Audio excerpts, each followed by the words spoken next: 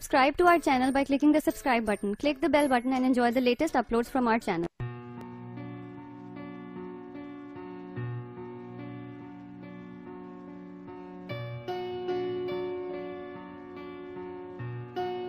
लोग कहते हैं जिंदगी में ये जरूरी है और वो जरूरी है।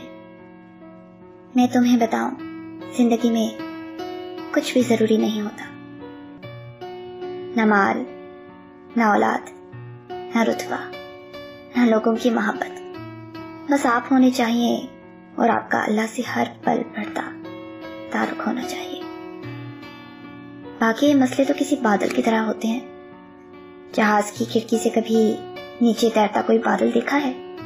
ऊपर से देखो तो वो कितना बेजर लगता है, मगर जो उस बादल तले खड़ा होता है ना, उसका पूरा आसमान बादल ढांक लेता है और वो समझता है कि रोशनी खत्म हो गई और दुनिया तारीक हो गई।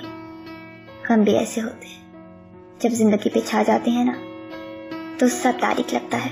लेकिन अगर तुम इस जमीन से ऊपर उठकर आसमानों से पूरा मंजर देखो तो तुम जानोगी कि ये तो एक नन्हा सा टुकड़ा है जो अभी हट जाएगा।